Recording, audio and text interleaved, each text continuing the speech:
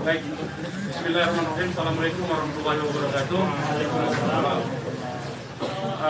Pertama-tama kami di PPFPI mengucapkan innalillahi wa inna ilaihi rajiun atas wafatnya, atas syahidnya 6 orang laskar kami yang sedang dalam tugas pengawalan kepada pimpinan kami, yaitu Imam Besar Habib Rizik Syihab. Semoga ke-6 laskar tersebut diterima syahidnya. Yang kedua, kami sampaikan alhamdulillah Imam Besar kami bersama keluarga dan cucunya alhamdulillah dalam keadaan sehat. Amin. Ya. Dan saat ini sedang dalam pemulihan sebetulnya. Jadi saya di samping kanan saya perkenalkan dulu adalah Kiai Haji Sobri Lubis, adalah Ketua Umum DPP FPI. Di belakangnya adalah Panglima Laskar Pembela Islam Ustadz Maman Suryadi. Di belakang saya Wakil Panglima Laskar Pembela Islam Ustadz Jordan, dan ada pengurus FPI di belakang kita. Jadi pertama-tama saya mau sampaikan bahwa kami sebelum ada pengumuman dari pihak Polda, yang tadi itu pun kita dapatnya dari televisi, sebelum kita mendengarkan pernyataan dari pihak Polda, itu kita masih menganggap ke-6-nya dalam status hilang. Makanya pernyataan kita yang pertama keluar itu adalah pernyataan statusnya masih dalam keadaan hilang, kita sebutkan. Karena itu pernyataan dibuat pagi hari, ya, sebelum kita mendengar kabar bahwa ke-6-nya sudah syahid. Nah, kemudian saya mau jelaskan kronologi backgroundnya dulu, bahwa beberapa hari yang lalu, ya, memang ada beberapa pengintai di Pondok Pesantren Habib Rizik, yaitu hari Jumat, ya. Hari Jumat itu ada beberapa pengintai yang ditugaskan oleh institusi resmi negara. Ya, saya tidak mau sebut. Oleh institusi resmi negara yang ditugaskan mengintai 24 jam. Mereka menggunakan drone dan peralatan canggih lainnya. Dan kemudian ada komunikasi dari laskar yang menjaga Pondok Pesantren Habib Rizik di Megamendung itu dengan para pengintai. Karena kebetulan mereka terjebak dengan cara pengintaian mereka sendiri yang tidak profesional. Ada komunikasi antara laskar penjaga Markas Syariah Megamendung dengan para pengintai. Ya. Ada 3 orang yang berhasil dikomunikasikan dan kita mendapatkan semua data-datanya. Ya, data-datanya kita dapatkan semua, identitasnya kita dapatkan semua, dan ternyata pengintaian itu bukan cuma terjadi di Megamendung, di lokasi Pondok Pesantren Habib Rizik, tetapi juga di Petamburan sini. Posisinya di sebelah sana, ya, posisi para pengintai. Ada foto-fotonya kita dapatkan. Kemudian juga di Sentul yang sempat dilakukan aksi demonstrasi. Artinya yang saya mau sampaikan di sini, Habib Rizik sejak kepulangannya memang diintai 24 jam. Ada 30 orang. Masih di Sentul, 10 orang di Megamendung. Jadi kita sudah tahu sebetulnya. Ya, kita sudah tahu. Nah, setelah proses hari Jumat itu, beliau bersama keluarga meninggalkan tempat istirahat beliau, tempat pemulihan beliau yang tadinya di Megamendung, beliau pindah ke Sentul, ya, pindah ke Sentul. Kemudian Ahad, ya, malam, yaitu hari Minggu pukul 22.30, artinya lebih sekitar setengah 11-an, ya, setengah 11 sampai jam 11 malam. Beliau meninggalkan lokasi dari Sentul untuk menuju ke tempat pengajian keluarga. Pengajian keluarga inti. Saya mau sebutkan, pengajian subuh, ya. Pengajian subuh keluarga inti. Jadi tidak melibatkan pihak mana-mana pun juga. Dengan 4 mobil keluarga. Di dalam mobil ada istri beliau, ada anak dan ada menantu. Artinya ada perempuan di dalam mobil itu. Dan ada cucu beliau. 2 orang masih bayi, 3 orang balita. Ya. Jadi di rombongan Habib Rizik itu ada balita, ada bayi dan masih belum 1 tahun dan ada balita. Itu yang saya mau tegaskan. Jadi ini adalah perjalanan keluarga biasa. Beliau mau melakukan pengajian keluarga saja, karena biasa pengajian subuh keluarga. Ya. Nah, di dalam perjalanannya lebih kurang pukul 12.30 artinya setengah 1 malam, rombongan beliau dengan dikawal. Beliau menggunakan keluarga menggunakan 4 kendaraan roda 4 dan dikawal oleh 4 mobil juga oleh laskar. Ya. Nah, di dalam perjalanan ada orang yang menguntit sejak dari keluarnya beliau dari Sentul itu. Ya, terus dikuntit dan akhirnya para penguntit ini berusaha memotong, entah apa tujuannya. Kita sebut karena kita tidak tahu apakah dia petugas resmi atau bukan, karena dia tidak berseragam, ya. Harus disebut tidak berseragam. Ini orang-orang tidak berseragam. Berusaha memotong rombongan, ya, dan menyetop kendaraan. Nah, para pengawal tentu saja bereaksi untuk melindungi, ya, untuk melindungi Imam Besar Habib Rizik Syihab. Itu reaksi normal, karena memang mereka bertugas untuk mengawal. Reaksi normal. Yang patut diberitahukan kepada teman-teman pers semua, bahwa fitnah besar kalau laskar kita disebut membawa senjata api dan tembak-menembak. Fitnah itu. Laskar kami tidak pernah dibekali dengan senjata api. Kami terbiasa tangan kosong. Kami bukan pengecut. Jadi fitnah. Dan ini fitnah luar biasa, pemutarbalikan fakta dengan menyebutkan bahwa laskar yang lebih dahulu menyerang dan melakukan penembakan. Kalau betul itu coba dicek senjata apinya, nomor register senjata apinya, pelurunya itu semua tercatat. Cek saja, silakan dicek. Pasti bukan punya kami, karena kami tidak punya akses terhadap senjata api dan tidak mungkin membeli dari pasar gelap. Ya, jadi bohong sama sekali. Apalagi di FPI, di kartu anggota FPI dan kartu anggota LPI disebutkan bahwa setiap anggota FPI dilarang membawa senjata tajam, senjata api, bahkan dan bahan peledak. Itu dilarang di kartu anggota kita punya. Ya. Nah, jadi upaya-upaya memfitnah, memutarbalikkan fakta hentikanlah. Ya. Hentikanlah. Nah, kemudian kejadiannya, ya, kenapa kami menyatakan laskar kami dalam keadaan hilang? Karena memang kami belum tahu keberadaannya di mana. Itu membuktikan bahwa mereka dibunuh dan dibantai, saudara-saudara. Ya. Kalau sejak awal tembak menembak itu berarti dia tewasnya di tempat dong. Tewas di tempat pasti banyak. Semalam saya sendiri sampai jam 3 sudah ngecek dengan teman-teman yang di lapangan, tidak ada jenazah di situ, tidak ada keramaian di situ. Yang ada justru petugas aparat setempat yang ada di lokasi yang diperkirakan di sekitar pintu tol Karawang Timur. Ya, di tengah malam itu saya suruh cek. Begitu saya mendengar ada berita terjadi ada laskar kita yang ditembak, kita suruh cek ke pintu tol Karawang Timur. Ternyata tidak ada mobil laskar di situ. Mobil laskar tidak ada, jenazah tidak ada. Kalau itu memang tembak menembak dan tewas di tempat, itu pasti ada jenazah di situ. Pasti membutuhkan proses lama untuk evakuasi di situ. Tetapi ini tidak ada. Dan bahkan saudara-saudara perlu ketahui, teman-teman media, sempat salah satu laskar mengirimkan voice note rintihan dari salah satu laskar kita yang ditembak. Itu artinya apa? Itu artinya laskar kami dibawa ke satu tempat dan dibantai di tempat itu.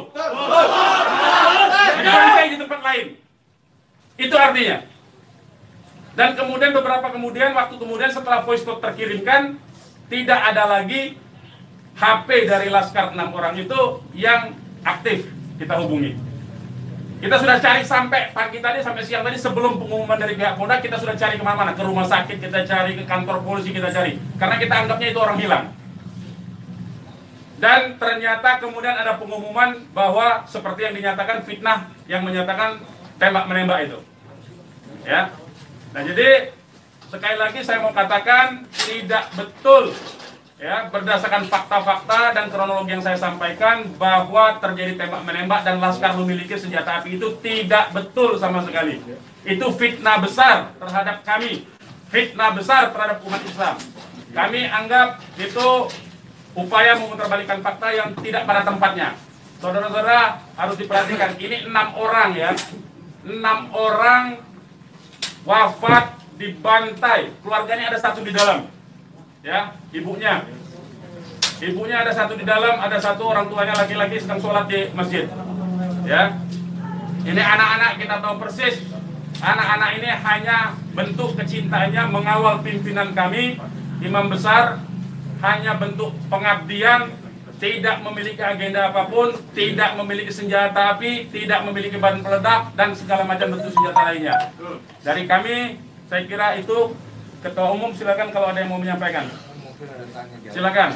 Bang, ya. Untuk pengecekan CCTV di lokasi sudah dipinta? Belum kita lakukan karena kita ini masih sibuk sampai dengan siang tadi sebelum ada pengumuman dari pihak Polda, kita masih sibuk memastikan keberadaan 6 orang tersebut. Ya, jadi kita belum mengecek kemanapun, kita masih menelusuri kemana-mana tempat dari kemungkinan itu dibawa, yaitu apakah rumah sakit, karena kita mendengar ada voice note yang tertembak kan, rintihan dari salah satu korban yang ditembak, masih sempat didengarkan oleh Laskar yang tetap mengawal, ya. Dan kita belum mengetahui itu sampai hari ini, bahkan sampai detik ini kita belum mendapatkan akses terhadap jenazah. Itu yang patut dicatat. Kita tahu bahwa mereka 6 orang Laskar ini yang syahid ini adalah wafat, baru tahu dari pengumuman ya, dari pihak kepolisian. Jadi itu yang perlu saya sampaikan. Tapi posisi 6 ini di mana sekarang Bang, udah diketahui? Sampai hari ini saya belum tahu. Kita belum mendapatkan informasi. Ini menunjukkan bahwa bukti konkret bahwa jenazah ini dalam kontrol dan kendali penuh, artinya kan. Kalau memang itu tembak menembak biasa, tentu itu ada di masyarakat lain. Tentu masyarakat sudah sibuk, sudah ramai di situ. Ini sampai sekarang ini kami tidak mendapatkan akses di mana keberadaan jenazahnya, ya, kondisi lukanya di mana tembak menembak, berapa lubang pelurunya, kami tidak tahu. Hanya satu-satunya sumber informasi baru bahwa dinyatakan bahwa tewas. Ya.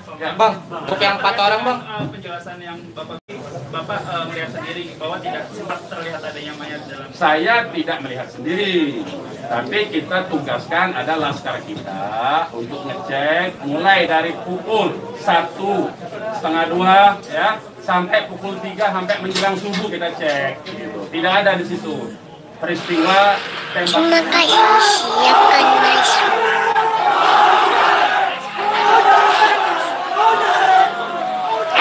Terima kasih, silakan masuk. Lokasi yang kita duga tempat terjadinya itu. Bang, untuk yang 4 orang yang masih sisa itu kan ada 10 orang kan yang dikabarkan yang mengawal itu 4 mobil. Jadi lebih dari 10 orang. Berarti yang sisanya itu bakal bisa menjadi saksi dong Bang?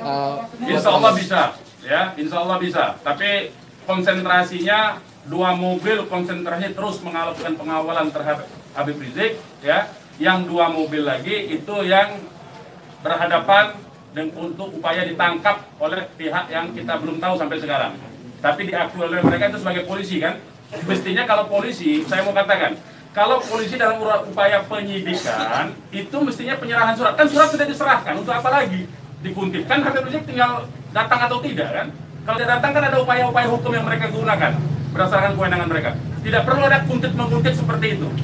Ya, jadi ini menjadi catatan penting ya. Ini menjadi catatan penting. Habib Rizik sudah dipanggil dan kita sudah mendatangi hari ini pengacara kita.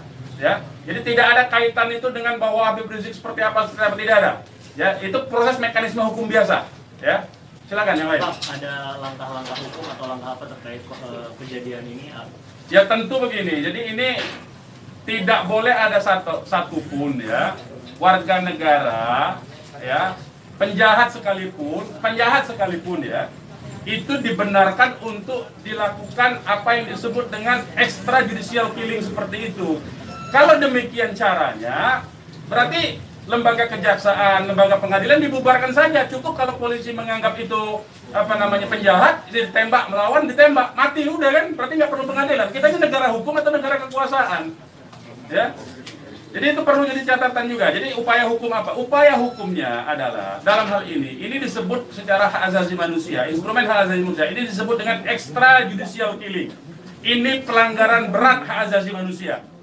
Mereka yang melakukan proses pembunuhan extrajudicial killing ini, pembunuhan di luar proses hukum ini mestinya diadili oleh pengadilan HAM. Ya, mestinya instrumen yang bergerak adalah Komnas HAM ini. Ya, Komnas HAM. Ya, kita minta Komnas HAM secara terbuka untuk melakukan penyelidikan karena ini jelas-jelas by intention ini, ya. Dan yang dilakukan terhadap Habib Rizik ini terencana, ya. Ya, silakan. Penegasan aja, jadi informasi mengenai meninggalnya anggota Laskar ini itu berdasarkan hasil rilis yang disampaikan dari pihak Polda, dari pihak Polda. Makanya kita menjadi heran. Ya, artinya itu firm mereka dibunuh tuh, ya. Ya. Yang 6 orang itu sendiri identitasnya bisa disebutkan. Yang 6 orang identitas, baik saya bacakan.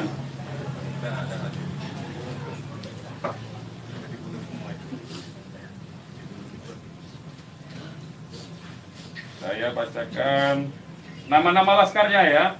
1 Faiz. Ini nama panggilan, kita belum cek nama aslinya ya. Ini baru nama panggilan dari teman-temannya yang mengabarkan. 1 Faiz, 2 Ambon, 3 Andi. Yang Andi ini ibunya sudah ada di sini di dalam kantor kita. 4 Reza, 5 Lutfi, 6 Kadafi. Ya. Semuanya adalah anggota Laskar dari Laskar DKI. Ya.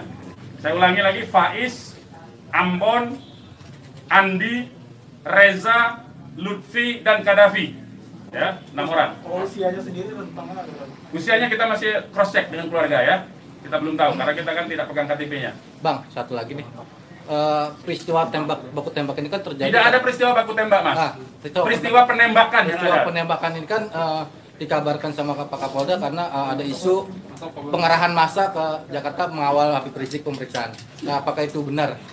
Jadi itu membuktikan itu fitnah ya. Habib Rizik itu menuju luar Jakarta, bukan menuju dalam Jakarta.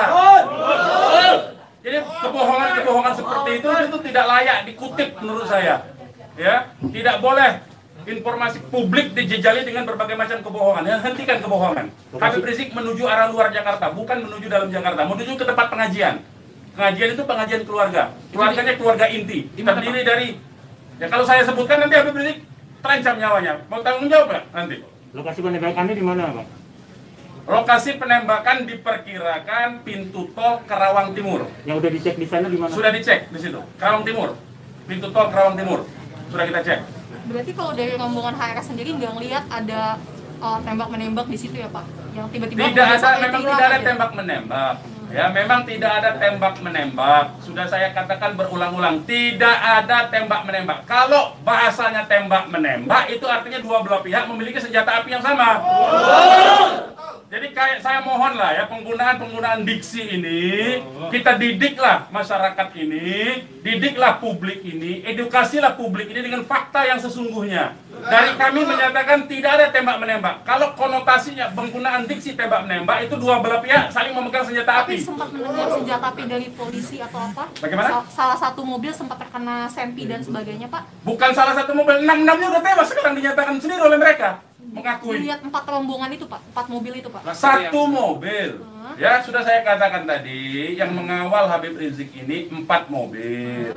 2 mobil terus mengawal Habib Rizik menuju tempat pengajian. Yang 2 lah kemudian yang berusaha dihadang oleh OTK ini. Begitu, saudara. Ya.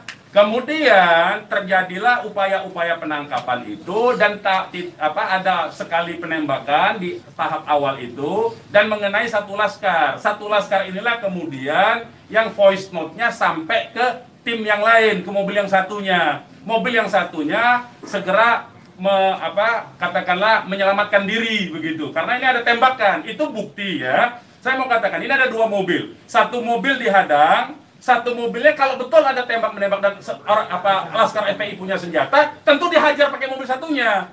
Ini kan tidak terjadi. Buktinya yang satunya mobil kita, laskar kita menyelamatkan diri, begitu loh.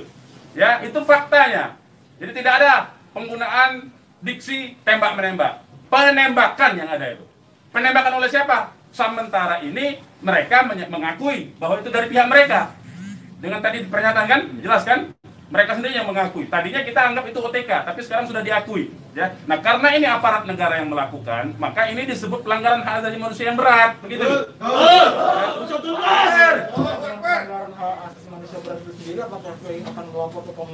Oh iya, kita akan berupaya tentu saja. Ya, kita akan menggunakan seluruh mekanisme hukum untuk melaporkan peristiwa ini. Ini tidak boleh didiamkan, sebab bisa saja nanti anda semua akan ditembak nanti kalau kritis. Ya, karena anda wartawan tentu saja menyuarakan yang kritis. Kalau Anda tidak disenangi kritik Anda, nanti Anda akan menjadi sasaran.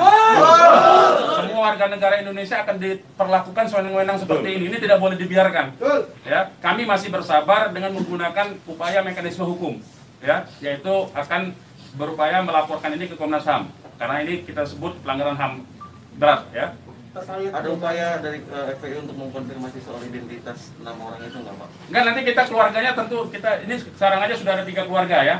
Insya Allah dari keluarga nama-namanya identitasnya akan kita dapatkan dalam waktu segera dan akan kita keluarkan identitas keluarga masing-masing termasuk umur, alamatnya ya. Sudah ada yang dihubungi pihak Polda terkait 6 jenazah itu? Belum ada. Ini kita tidak punya akses informasi ya. Pak, untuk jenazah sendiri ada di mana ya, Pak? Karena kan di Polri sendiri tadi belum ada jenazah ke nomor. Nah itu tanya ke mereka yang nembak, mereka yang mengendalikan jenazah, kenapa tanya kita? Tanyanya mereka itu. Itu bukti mereka menguasai itu jenazah, ya. Dan dalam kewajiban seorang Muslim itu jenazah harus segera diserahkan kepada keluarga, ya. Jangan dilama-lamakan. Dan keluarga menolak otopsi, tidak dibenarkan otopsi tanpa izin dari keluarga. Terkait dengan kejadian ini sendiri, responnya Habib Rizik itu apa? Ya, beliau tentu saja mengucapkan innalillahi wa inna ilaihi rajiun. Ya, beliau sangat berduka, sangat bersedih karena ini adalah laskar yang semata-mata mengabdi kepada beliau untuk mengawal beliau. Ya. Beliau sangat sedih tentu saja. Ya, beliau sangat sedih. Balik lagi ke orang yang mengintai itu, Pak, bagaimana FPI memastikan 30 orang itu benar adalah pengintai yang berasal dari lembaga negara, termasuk yang 3 orang di Mega Mendung? Ya, kita punya pengakuannya, kita punya data-data laporan mereka, ya, kepada atasan mereka, kita punya sampai sekarang ini. Nah, kita tidak tahu apakah ini adalah bentuk-bentuk upaya balas dendam dari terbongkarnya coverage mereka. Ya, kita tidak tahu, ya, kita tidak tahu. Pak, laskar itu tadi disebut polisi adalah laskar khusus yang berusaha menghalangi penyidikan Habib Rizik. Itu penyidikan apa? Penyidikan itu di kantor polisi, Mas. Jadi jangan polisi jangan sembarangan lah, ya saya kira. Penyidikan itu di kantor polisi dan Habib Rizik itu akan dipanggil. Yang dihalangi itu apa? Tidak ada upaya menghalangi. Habib Rizik itu mau menuju pengajian. Apa yang disidik? Apa yang disidik? Pertanyaannya. Penyidikan apa? Ya. Tidak ada upaya menghalangi itu, ya. Tidak ada upaya menghalangi. Itu fitnah, lagi-lagi itu fitnah. Ini upaya untuk melepaskan diri dari jerat hukum. Ini pelanggaran HAM, saya katakan. Ini pelanggaran HAM, sekali lagi. Ya. Tidak boleh lepas dari jerat hukum ini. Tidak boleh, karena kekuasaan lepas dari jerat hukum. Tidak boleh. Tidak ada upaya menghalang-halangi itu. Karena Habib Rizik jelas mekanisme hukumnya. Ya, tinggal dipanggil, tinggal diketerangan saja. Ya, silakan yang lain. Masih ada? Bang, ya. Bang, ini barusan IPW merilis tentang kasus ini. Siapa? IPW, Indonesian Police Watch. Jadi IPW mendesak untuk Jokowi mencopot Kapolri sama membentuk tim pencari fakta bahwa ada pelanggaran di sini. Apakah teman-teman FPI akan menggandeng IPW juga untuk membentuk tim fakta?